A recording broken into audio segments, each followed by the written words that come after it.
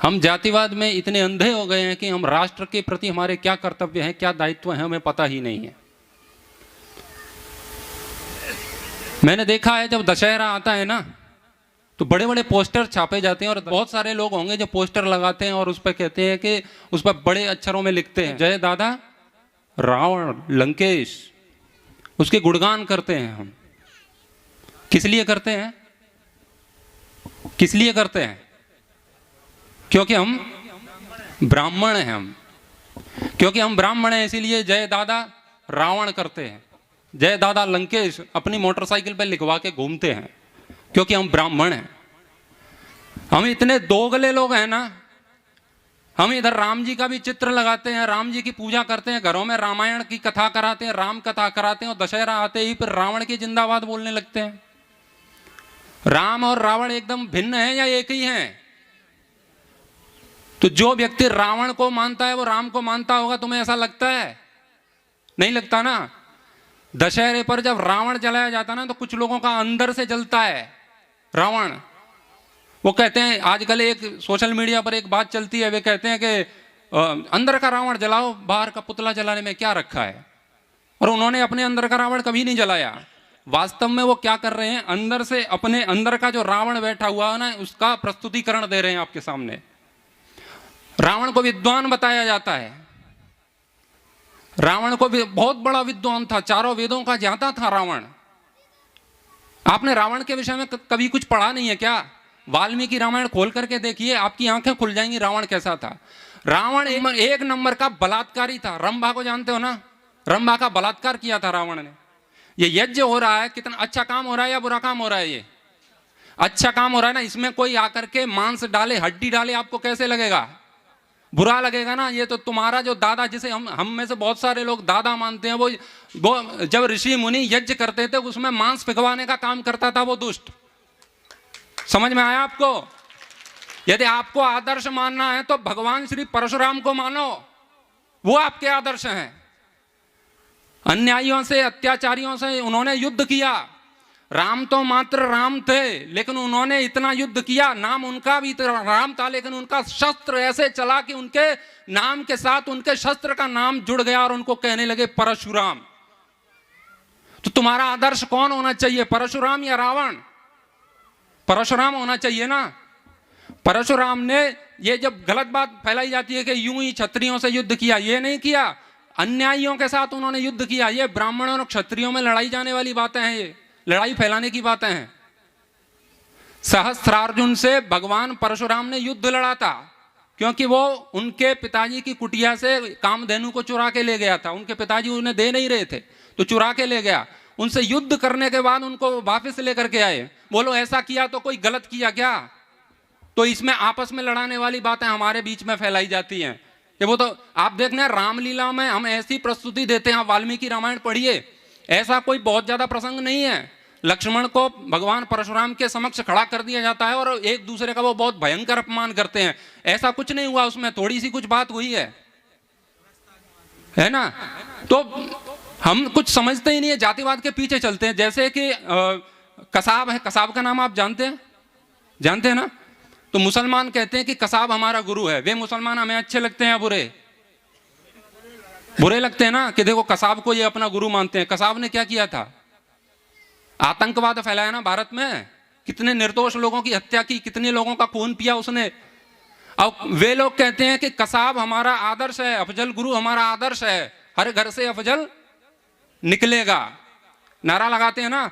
तो हम कहते हैं कि ये मुसलमान नहीं सुधरेंगे, ये मुसलमान नहीं सुधरेंगे। कसाब को, आतंकवादी को, अफजल गुरु को अपना गुरु मानते हैं, तो हम उन्हें कह रहे हैं कि ये उनका नाम उनके साथ जोड़ते हैं, तो ये गलत कर रहे हैं। लेकिन एक बलात्कारी, धूर्त, दुष्ट, वेश्यावृत्ति करने वाला रावण, जिसके आप पोस्टर लगाते हैं, जिसे अपना आदर्श मानते हैं, तुम क्या सही कर रहे हो? दिखाऊं मैं आपको? अभी आपने मुरैना देखा है, आपने मुरैना देखा है, मैंने पूरा देश देखा है। बड़ी बड़ी संस्थाएं बनी हैं इसके लिए, रावण का प्रचार करने के लिए। ब्राह्मणों में से आपको मिलवा दूंगा मैं। दीपावली पर राम जी के नाम के दीपक रखते हैं, दशहरे पर रावण की जय जयकार कर रहे हैं। ये दोगलेपंथी हमारे जातिवाद के कारण आ रही है, क्योंकि हम मान रहे हैं जो हमारी जाति का है वही हमारे लिए बहुत अच्छा है, जिसके कर्म अच्छे हैं ना वही हमारा आदर्श है, वो किसी भी जाति का हो। और आपको अपनी जाति के मानने, वैसे भगवान परशुराम जाति को मानने वाले नहीं थे, लेकिन वो ब्राह्मण थे। तो हमारे आदर्श कौन होने चाहिए, रावण या भगवान परशुराम? कौन होना चाहिए बोलो? तो बोलिए भगवान परशुराम की जय। अब रावण के कभी भी ये मत कहना वो विद्वान था। हनुमान जी जब जाते हैं ना लंका में, तो आपने देखा होगा वो वहां पर उनका एक वैश्यालय देखते हैं ना, जिसमें मदिरा पी जाती है। बियर बार था रावण के यहाँ, बियर बार। और जहां भी जाता था सुंदर सुंदर स्त्रियों का हरण करता था वो। माता सीता का क्या किया? हरण किया था उसने। और ऐसा नहीं है, ये बहुत बड़ी भ्रांति फैलाई गई है कि उनकी बहन की नाक काट दी थी इसीलिए वो प्रतिशोध लेने के लिए ऐसा किया।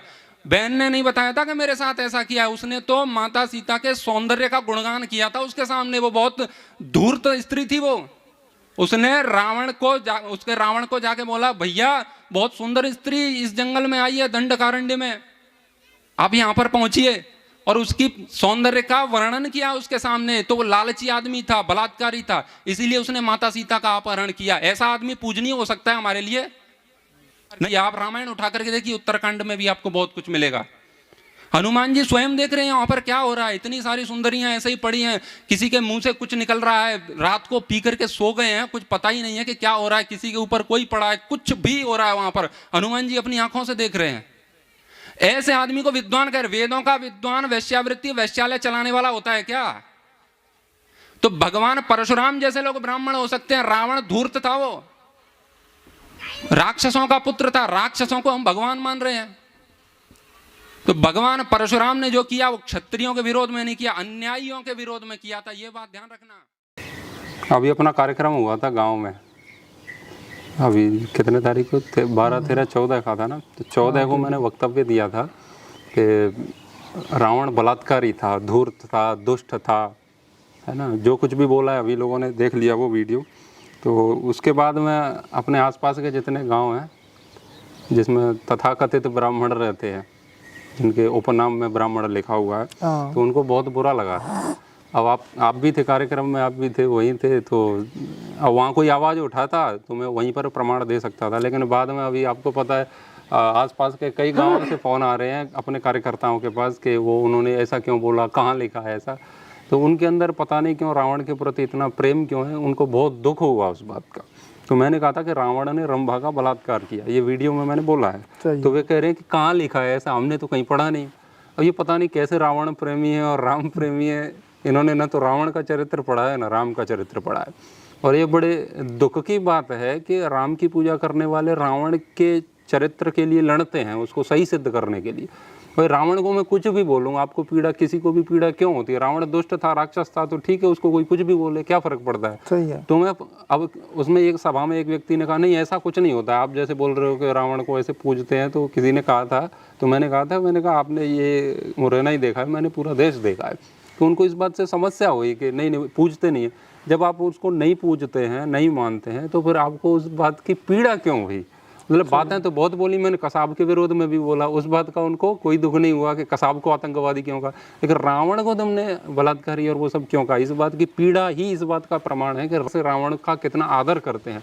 और पूजा का अर्थ अगरबत्ती लगाना और वो जब झालर पीटना नहीं होता है। आप किसी भी व्यक्ति को सम्मान दे रहे हो ना, वही उसकी पूजा है। सही है। और यदि ऐसे कहें कि हम रावण को नहीं पूजते, तो ऐसे तो अपने राम को भी कोई नहीं पूजता है अपने गांव में और अपने आसपास के जितने गांव हैं। किसी के घर में कोई पूजा होती है क्या राम की? रावण की तो ना, रावण की नहीं, राम की भी नहीं होती है। जैसे कोई महिला ऐसे ही पूज रही हो कैलेंडर, लेकिन विधिवत कोई पूजता हो राम को, ऐसे राम को भी नहीं पूज रहे हैं, बहुत कम है। अपने गाँव में एक मंदिर है, कोई गया है राम को पूजने? तो लेकिन मान रहे हो ना, यही आपकी पूजा है। आप उनको आदर आदर दे रहे हो, उनको अपना आदर्श मान रहे हैं, गौरव मान रहे हैं। ऐसे ही आप रावण के लिए भी अंदर से आपकी आवाज़ आ रही है कुछ टूटने की। जैसे मैंने बोला ना, तो अंदर से रावण की ऐसी आवाज़ आई कि इनके दादा को, परदादा को मैंने कुछ बोल दिया। तो सबके लिए नहीं था, वो कुछ लोगों के लिए था। तो वे कह रहे थे ऐसा कहाँ लिखा है? तो मैंने कहा था रावण वैश्यालय चलाने वाला है, ठीक है। तो यहाँ पर कुछ प्रसंग है सुंदरकांड में। ये वाल्मीकि रामायण है और द्वितीय खंड है, उसका गीता प्रेस गोरखपुर से छपता है, ये अपने आश्रम पे छपता नहीं है। अब इसमें लिखा है सुंदरकांड एकादश सर्ग, ठीक है, 11वें सर्ग में लिखा है। इसमें उसका जब हनुमान, सुंदरकांड में तो हनुमान जी जब जाते हैं ना, हाँ तो लंका ही तो जाते हैं, तो लंका का पूरा वर्णन है इसमें।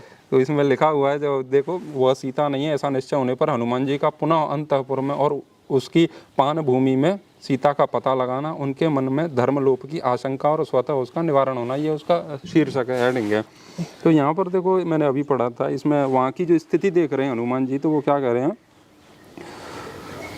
अतः अवश्य ही यहाँ यह सीता नहीं कोई दूसरी स्त्री है, ऐसा निश्चय करके वे कपि श्रेष्ठ सीता जी के दर्शन के लिए उत्सुक हो पुनः वहाँ की मधुशाला में विचरने लगे। मधुशाला तो समझते हो ना, बियरवार, लंका का बियरवार, वहाँ पर विचर रहे हैं।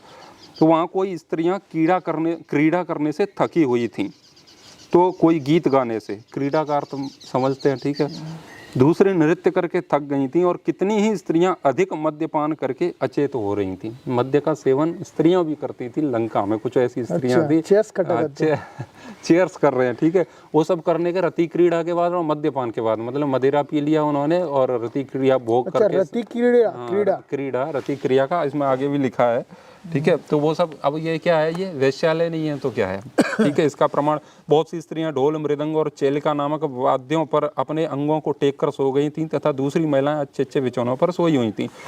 वानर यूथपति हनुमान जी ने उस पान भूमि को ऐसी सहस्त्रों रमणियों से संयुक्त देखा, सहस्त्रों, जो भांति भांति के आभूषणों से विभूषित, रूप लावण्य की चर्चा करने वाली, गीत के समुचित अभिप्राय को अपनी वाणी द्वारा प्रकट करने वाली, देश और काल को समझने वाली, उचित बात बोलने वाली और रति क्रीड़ा में अधिक भाग लेने वाली थीं। सैकड़ों, ठीक है, सैकड़ों, हजारों, सहस्त्रों। दूसरे स्थान पर भी उन्होंने ऐसी सहस्रों युवतियों को सोते देखा जो आपस में रूप सौंदर्य की चर्चा करती हुई लेट रही थी। वानर यूथपति पवन कुमार ने ऐसी बहुत सी स्त्रियों को देखा जो देश काल को जानने वाली, उचित बात कहने वाली तथा रति क्रीड़ा के पश्चात गाढ़ निद्रा में सोई हुई थी। बताइए, गाढ़ निद्रा में सो रही है, मदिरा पान बियर पी के, वो शराब जो भी है उसको पी करके रति क्रिया के बाद में। ये क्या है भैया, ये लंका का वेश्यालय है। ये कौन, लंका का अधिपति कौन है, दशग्रीव जिसे कह रहे हैं, वो रावण है। उन सबके बीच में अब ये कह सकते हैं, ठीक है, वो कोई साइड में किनारे पे होगा रावण को, उससे क्या लेना देना। उसका अगला श्लोक है, वो कह रहा है, तासाम मध्य महाबाहु शुशुभे राक्षसेश्वर, तासाम मध्य, ठीक है, इसका हिंदी में देखेंगे तो कहेंगे कि उन सबके बीच में महाबाहु राक्षस राज रावण विशाल गौशाला में श्रेष्ठ गौओं के बीच सोए हुए सांड की भांति शोभा पा रहा है। जैसे गौशाला में कोई बहुत सारी गायें हैं तो उसमें एक सुंदर सा सांड ऐसे शोभायमान होता है ना, ऐसे रावण उनके बीच में पड़ा हुआ उस सांड की भांति शोभायमान हो रहा है।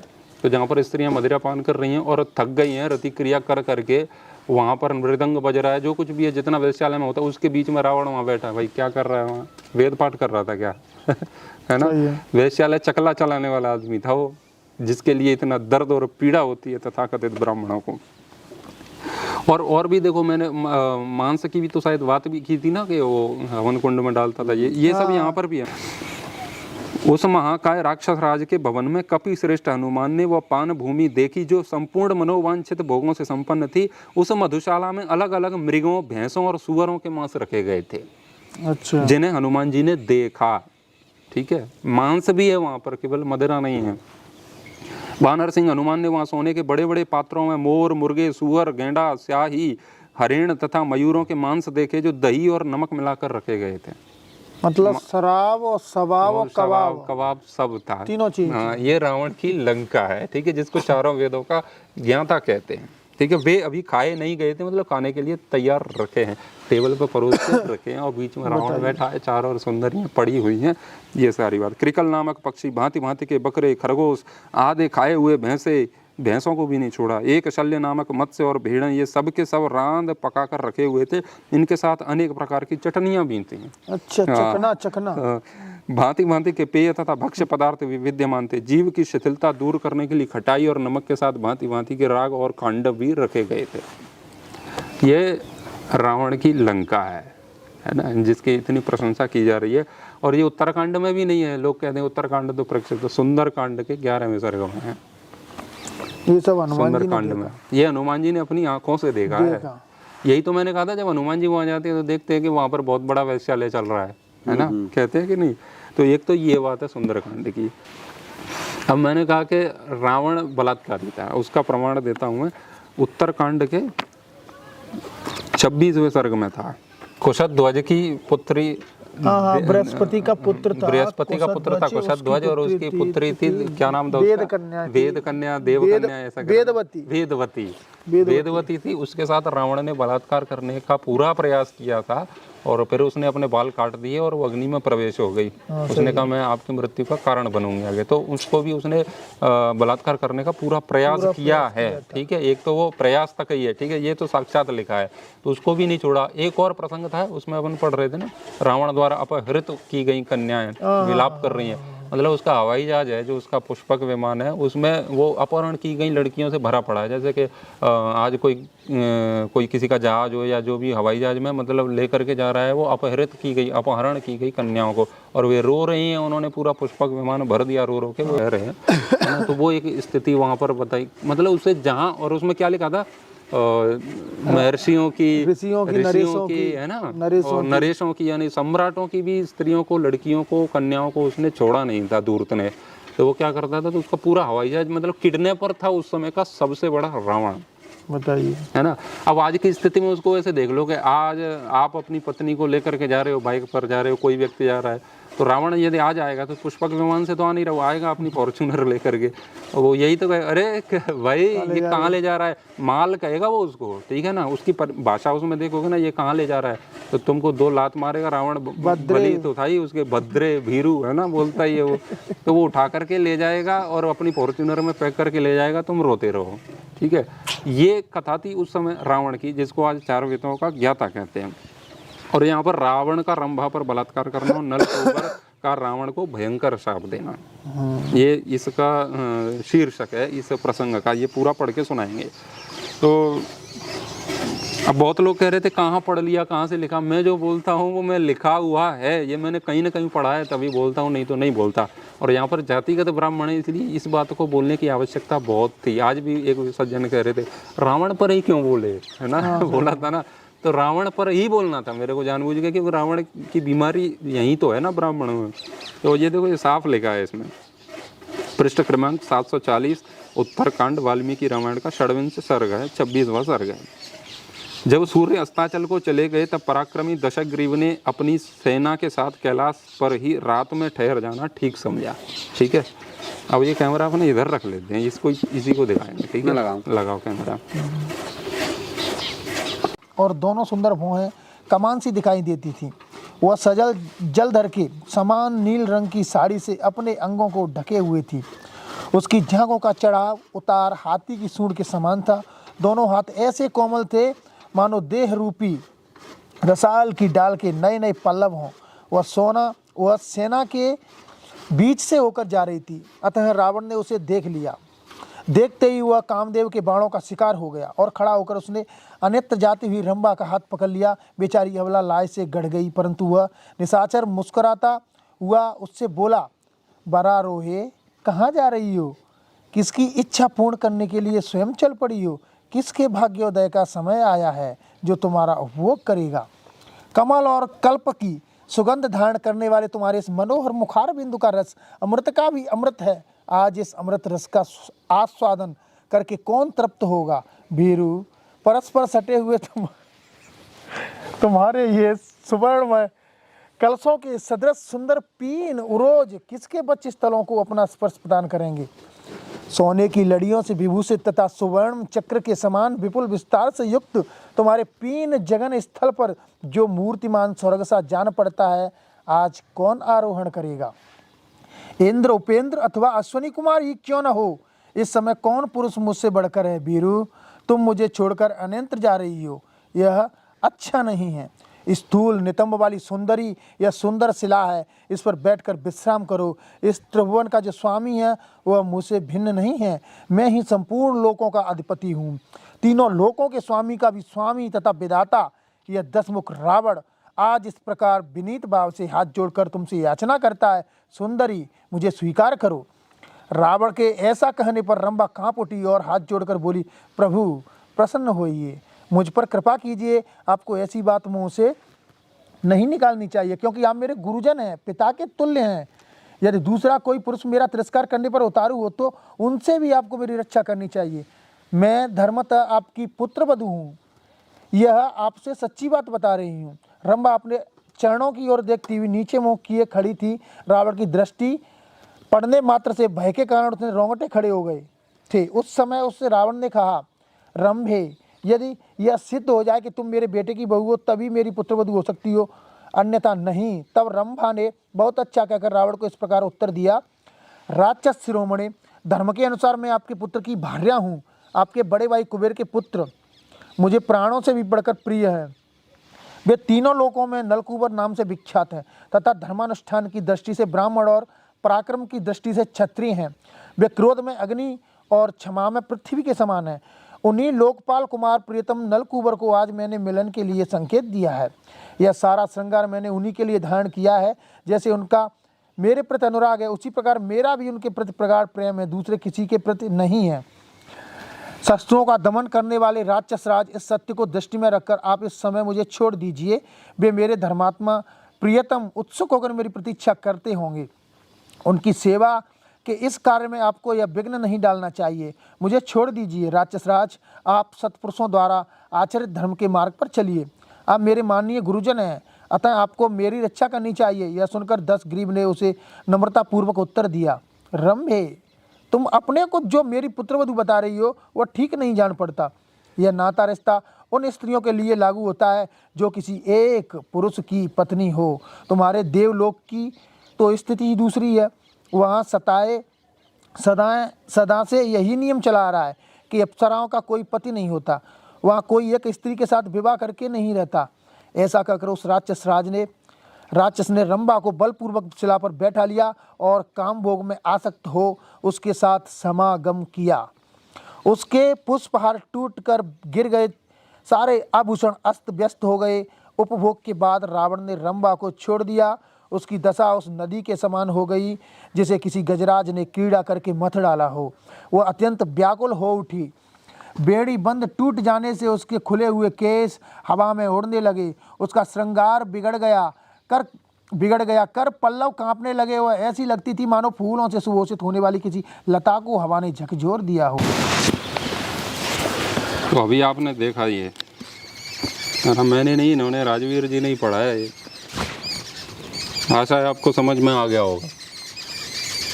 इसके बाद में और भी प्रसंग है, जैसे वो क्या था, वो हाथ जोड़ रही है उसके, है ना, मुझे छोड़ दो पिता हाँ, बिल्कुल है ना, मतलब निवेदन कर रही है कि आप तो मेरे पिता तुल्य हो, गुरुजन हो, आपको तो मेरी औरों से रक्षा करनी चाहिए। अब वो कह चल हट, ये फालतू की बात मत कर, है ना, सिद्ध करो कि मैं तुम्हारा पिता हूँ। फिर वो बताती है, वो पूरा प्रसंग अभी आपने सुना इसमें। इसके बाद का भी एक और प्रसंग है, इसी में जुड़ा है। अब यूँ तो रामायण बहुत बड़ा है, मैं सारा तो आपको नहीं बताऊंगा, क्योंकि मैं बताऊंगा तब जब आप लोगों में से कोई बहस करने के लिए आए मेरे सामने, कोई संवाद करे। अब इसमें लोग कहते हैं कि रावण बड़ा संयमी था। इसी प्रसंग में आगे है कि उनके पास जाती है ना, वो अपने पति नलकूबर के पास, तो वो यही कहती है कि रावण ने, उसकी प्रेमिका थी, तो जा करके वो कहती है तुम ऐसे डरे हुए क्यों हो। वो उनका पति नलकूबर है, वो जो पति माना हुआ है, वो कह रहा है कि क्या दिक्कत हो गई, इतना क्यों कांप रही हो। तो वो कहती है कि रावण ने मेरे साथ ऐसा ऐसा किया है। तो वो कहते अच्छा, रावण ने ये सब किया, तो ठीक है। फिर उसने हाथ में अंजलि में जल ले करके और उसको अभिमंत्रित करके शाप दिया उसको, रावण को, कि यदि आज के बाद किसी भी स्त्री के न चाहते हुए उसने उसके साथ उसका उपभोग किया, उसके साथ सहवास किया, संभोग किया, रतिक्रिया की, तो उसके मस्तक के 7 टुकड़े हो जाएंगे। ये शाप रावण को लगा था। इसीलिए उसने माता सीता के साथ ऐसी घिनौनी हरकत करने की चेष्टा नहीं की, क्योंकि वो मरने से डरता था। अब लोग कहते हैं ना रावण बड़ा संयमी था, देखो चाहता तो सीता को ले गया, वो उसके साथ कुछ भी कर सकता था। यही शाप लगा था उसको, इसके कारण उसने माता सीता को गलत तरीके से छुआ नहीं, है ना। और लोग अशोक वाटिका में रखा, उसके सिक्योरिटी गार्ड और वो सब लगा रखे थे, त्रिजटा और वो सब राक्षसी, है ना, बहुत सुंदर वाटिका थी, उसमें रखा। इसीलिए रखा था क्योंकि वो माता सीता को प्रसन्न करना चाहता था कि ये अंदर अपने आप से मान जाए। तो इसीलिए रोज जाता था मिलने के लिए कि आज क्या स्थिति है, अभी मन बदला कि नहीं बदला। तो माता सीता को रिझाने के लिए उसने सारे प्रयास किए हैं। तो उनकी सेवा और सुरक्षा के लिए वो सब नहीं लगे हैं, वो उनको मनाने के लिए वो सब कर रहा है। है ना। तो रावण से बड़ा दुष्ट राक्षस, पापी, नराधम, धूर्त, है ना, बलात्कारी कह सकते हैं, और उसके लिए जितने बुरे बुरे शब्द हो सकते हैं। अब मांस भी वहाँ रखा है तो मांस खाता ही होगा। बाकी फिर ये बहस का विषय है, यदि कोई जिसको आपत्ति है कि मैं गलत कह रहा हूँ तो मैं अपने मन से कोई बात कह नहीं रहा हूँ, रामायण की बातें हैं। और इसमें ये तो एक दो घटना है, एक दो घटना है। रावण ने तो इतने इतने काम किए हैं, इसको देख लोगे, पढ़ लोगे तो आपको पता चलेगा कि कितना बड़ा राक्षस था। और राम के लिए भी लड़ लेते हैं, रावण के लिए भी लड़ लेते हैं, बड़ी कमाल की बात है ना। इनको पता ही नहीं है। तो यदि आज राम और रावण में युद्ध हो ना, तो जिन लोगों को रावण पर उंगली उठाते हुए दिखता है, उनको दिख रहा है कि जैसे प्रशांत ने रावण के विषय में ऐसी बात की, इन लोगों को दर्द और पीड़ा हो रही है ना। तो राम और रावण का युद्ध होगा तो ये रावण के साथ होंगे आज, और है ना। ये बात बहुत कड़वी है, मैं जो कह रहा हूँ ना, बहुत बुरी लगेगी, लेकिन ये अच्छा हमारे रावण के विरोध में आपने ऐसी बात की। तो राम और रावण का युद्ध होगा, उसमें आज ये फिर से मतलब कुछ लंका वाले आज यहाँ भी बस रहे हैं, है ना। तो राम को मानना और रावण को, दोनों को एक साथ मानना, ये तो हो नहीं सकता ना। ये तो बिल्कुल ऐसी ही बात है कि जैसे कोई कहे कि आज रात को मैंने देखा सूर्य की किरणें इतने प्रचंड वेग से फैल रही है ना। अब रात को सूर्य कहाँ से आएगा? या तो रात नहीं होगी या सूर्य नहीं होगा, सही यानी एक ही बात होगी, सूर्य है तो रात नहीं है, रात है मतलब सूर्य नहीं है ना। तो राम को भी पूज लो और फिर कह दो रावण भी प्रतापी था, वेदों का ज्ञाता, ये कोई काम करता है क्या ऐसा किया है? तो आप क्या बन रहे हो? आचरण से ही तो ज्ञान का पता चलेगा ना, ऐसे तो कोई कुछ भी पढ़ लेगा। सही है। और मानो तो फिर ऐसे ही मानो, फिर किसी को गलत कहते ही क्यों हो, है ना। जैसे ब्राह्मण समझ रहे हो, वो तुम्हारी ब्राह्मणियों को ही मतलब उठा करके ले जाता है, तुम्हारे साथ खुद उसने गलत किया है, लेकिन समझने के लिए लोग तैयार ही नहीं है। तो ये बहुत गलत बात है। हमारे अंदर रावण आज भी जिंदा है और उसे मिटाना चाहिए, तभी ये हम कह सकते हैं कि राम हमारे आदर्श हैं, हमारे गौरव हैं। नहीं तो राम की पूजा जो है नकली है और वो व्यर्थ है ना। रावण के लिए लड़ रहे हैं, ये तो यहाँ की ऐसी बात है, मतलब कुछ ऐसा ही प्रसंग हो जाए और बड़ा विवाद का विषय बने तो मुझे लगता है कि लात घूसे पर भी बात आ जाएगी रावण के लिए, है ना। अभी जो परिस्थिति चल रही ना, फोन आ रहे हैं वहाँ से, कौन है ये, कौन सा पंडित है, कहाँ से पढ़ गया है, क्या पढ़ गया है, हमने तो रावण के विषय में कभी ऐसा सुना ही नहीं, पढ़ा ही नहीं। इतनी दर्द और पीड़ा इनको हो रहा है, वास्तव में ये बहुत ही दुखद विषय है। तो हमको समझना चाहिए, रावण का चरित्र समझना चाहिए और राम का चरित्र समझना चाहिए। उसके लिए आवश्यक है आप वाल्मीकि रामायण का अध्ययन करें, फिर आपके विवेक पर निर्भर करता है। तो जिन लोगों को मेरी बात से आपत्ति थी कि मैंने रावण को बलात्कारी कहा, उन तक ये वीडियो अवश्य पहुंचाएं। जो भी हैं वो यहाँ के आसपास के जो लोग हैं या दूर दूर जहाँ के जो भी हैं, और ये पूरे देश का विषय है, यहाँ का विषय है। लोगों को बहुत दर्द होता है जब रावण के विरोध में कोई बात कही जाती है। तो एक वो बागेश्वर धाम एक है ना, उनका एक वीडियो में देख रहा था, उसमें वो कह रहे हमारा रावण ऐसा था, वो शिव जी को मस्तक काट काट के चढ़ाता था। अच्छा। ऐसा बोल रहे ना, हमारा रावण। हमारे रावण का मतलब क्या है? ये तो वही है ना जैसे मुसलमान कहें कि हमारा कसाब, हमारा अफजल गुरु। तो हमारे रावण, और उसमें एडिंग भी दी है, उसका थंबनेल भी बनाया, रावण के अच्छे गुण, रावण के अच्छे गुणों के विषय में व्याख्यान दिया जा रहा है। रावण की ये जो अच्छी जो एक छवि बनाने का प्रयास किया जा रहा है ना, उसमें ज़्यादातर कथाकारों का भी हाथ है, क्योंकि इन्होंने कभी कुछ बताया ही नहीं। मैंने पहली बार बोला तो उसका विरोध हो गया, क्योंकि उन्होंने कभी सुना ही नहीं ऐसा ना, समस्या ये, और सुनाया नहीं गया है, क्योंकि उनके अंदर भी, ऐसे लोगों के अंदर कहीं ना कहीं जातिवाद या जो भी है उनके अंदर घुसा हुआ है। तो रावण की प्रशंसा कर रहे हैं, राम के नाम से धंधा कर रहे हैं, है ना, और राजनीति चमका रहे हैं अपनी रावण को। तो ये बहुत गलत किया जा रहा है। मैं तो कह रहा हूँ रावण उस समय का आतंकवादी था और बहुत भयानक उसने आतंकवाद मचा रखा था। उसमें बहुत बुरी स्थिति थी उस समय की रावण की। आज तो शायद ही देखो, वेदों का ज्ञाता था तब तो मैं उसे और मानता हूँ कि वो तो लत्याए जाने योग्यता हो, है ना, क्योंकि जो आतंकवादी हुए उन्होंने तो कुरान पढ़ी, वो सब पढ़ा, तो उसमें आतंकवाद जैसा लिखा उन्होंने वैसा किया। तुम्हारे तो वेद तो मनुष्यता की बात कर रहे हैं ना, वो कह रहे हैं वेदों का ज्ञाता था। तो संस्कृत में कोई बात उसने बोल दिया, लिख दी, जैसे वो जटाटवी गलत जल प्रवाह पावित स्थले गले वलम विलंबिताम भुजंग तुंग मालिकाम, है ना, डमट डमट डमन चकार चंड तांडव तनु तना शिव शिव। तो शिव तांडव कितना विद्वान था कि शिव तांडव स्तोत्र लिखा उसने, ठीक है। कसाब से अरबी भाषा में कुछ अच्छा लिखवा दें तो वो अच्छा आदमी हो जाएगा क्या?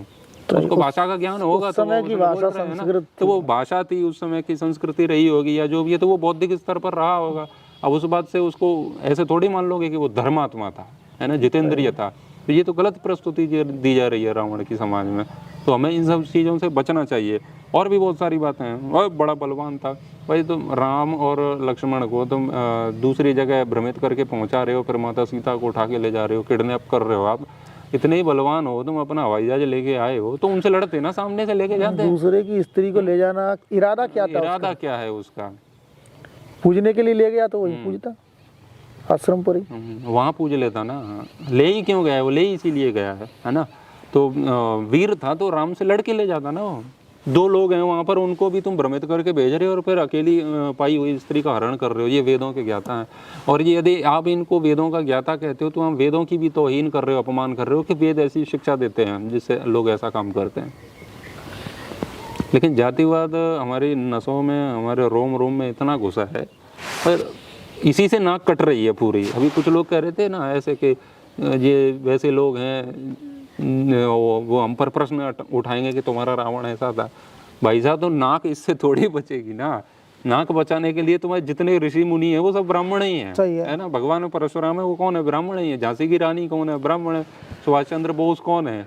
ब्राह्मण है। तो इतने सारे ब्राह्मण क्रांतिकारियों, मंगल पांडे रहे, सावरकर रहे, इतने लोग तुम्हारे आदर्श होने के लिए बहुत हैं। वैसे ये जाति से जोड़ना नहीं चाहिए, फिर भी यदि तुम जाति से ही मान रहे हो, ये बीमारी नहीं जा रही, तो तुम्हारे जाति से भी तो कितने लोग, वैसे ब्राह्मण तो वर्ण से ही होता है, जाति से कोई बात ही नहीं है उसमें, लेकिन इन लोगों के हिसाब से मैं बात कर रहा हूँ, तो तुम्हारे आदर्श के लिए तो बहुत कुछ है।